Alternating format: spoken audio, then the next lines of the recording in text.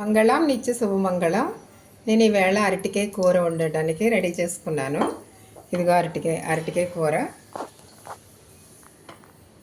పెద్దగా కోసుకున్న ఉల్లిపాయలు, టమాటాలు, ఒక అరటికాయ, 2 పచ్చిమిరపకాయలు తీసుకున్నాను. ముందు ఏంటంటే ఈ ఉల్లిపాయల్ని కొంచెం వేయించుకోవాలి. ఇవేంటంటే నేను మిక్సీ పట్టేస్తాను అనమాట, కచ్చాపచ్చాగా, అంటే మొక్క చెక్క కింద. అందుకని పెద్ద ముక్కలు కోసుకుని కొంచెం ఆయిల్ వేసుకుని ఇలా వేయించుకోవాలన్నమాట. ఈ లోపల ఈ అరటికాయని కోసుకుని నీటిలో వేసుకుని ఉప్పు కారంలో ఊరబెట్టుకోవాలి. ఇంకా ఉల్లిపాయలు ఇలా వేగి ఇలా లైట్గా వేగిన వెంటనే మనం టమాటా ముక్కలు కూడా వేసేసుకోవాలి. ఇందులో ఇంకా అరటికాయ ముక్కలు ఇలా ఉప్పు నీటిలో వేసుకోవాలి.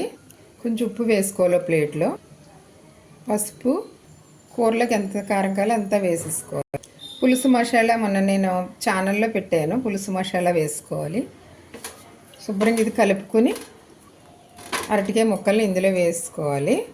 వేసుకుని ఇవి కొంచెం శుభ్రం కలుపుకొని కాసేపు అలా ఈ లోపల అవి ముక్కలు వేయించుకునే లోపల ఇవి కలుపుకొని పక్కన పెట్టుకోవాలి.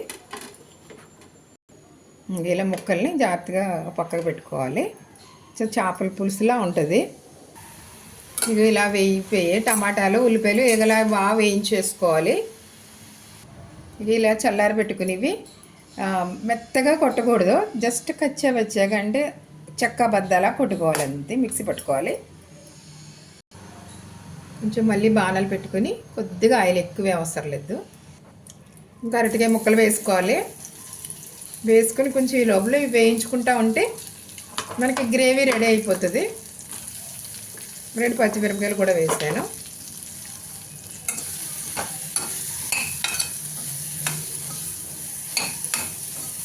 ఇలా వేయించుకుని కాస్త మూత పెడితే అవి అలా మగ్గుతూ ఉంటాయి.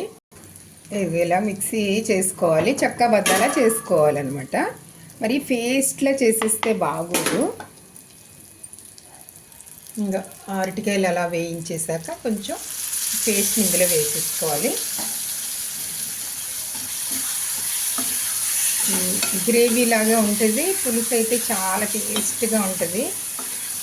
మనం పులుసు మసాలా వేసాం కదా, చాలా బాగుంటుంది. కొంచెం అంటే కొంచెం ఇంత చింతపండు వేసుకోవాలి. టమాటా వగరగా ఉంటుంది కాబట్టి కొంచెం పుల్లగా. ఇది కొంచెం యాడ్ చేస్తే టమాటా టేస్ట్ వస్తుంది అనమాట. ఇంకా వాటర్ వేసేసుకోవాలి. చింతపండు పులుసు కొద్దిగా వేసాను కదా, కొంచెం దాన్ని ఇలా పులుసు పిసుకుని వేసుకోవాలి.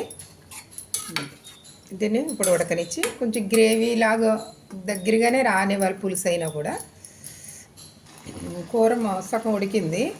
ఇందులో మళ్ళీ కొంచెం పులుసు మసాలా వేసుకోవాలి. నా ఛానల్లో పెట్టాను. ఈ మసాలా చాలా బాగుంటుంది. ఇందులో ఆవాలు, మెంతులు, ధనియాలు అన్నీ వేస్తాను. చాలా అంటే చాలా టేస్ట్ వచ్చేస్తుంది కూర. కొంచెం కరివేపాకు కూడా వేసుకుంటే బాగుంటుంది.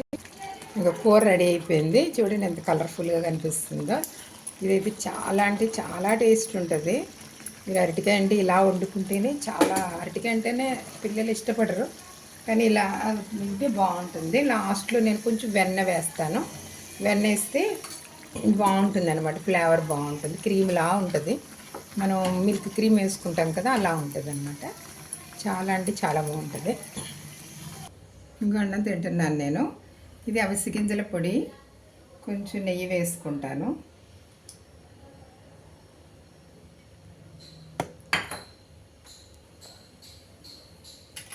ముందు అవిసె గింజల పొడిని కొంచెం కలుపుకొని తింటాం అలవాటు చేసేసుకోవాలి.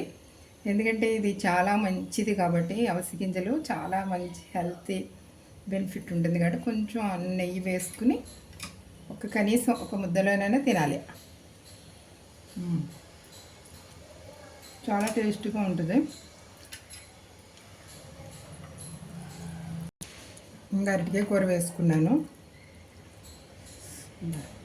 కలర్ చూసి నాకు వెంటనే తినేయాలనిపించేసింది.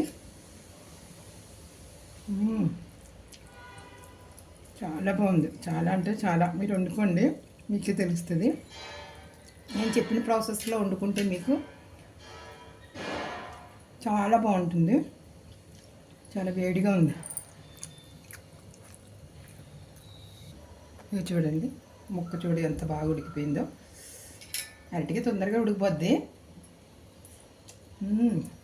అద్భుతంగా ఉంది అసలు.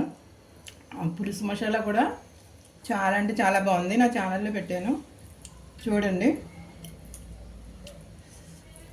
అవిసె గింజల పొడి కూడా నేను నా ఛానల్లో పెట్టాను, చూసి అలా చేసుకోండి.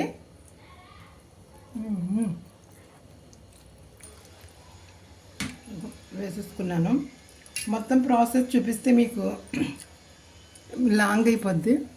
అందరూ ఈ ప్రాసెస్లో చేసుకుని ఆనందంగా తినండి. మంగళం నిత్య శుభమంగళం.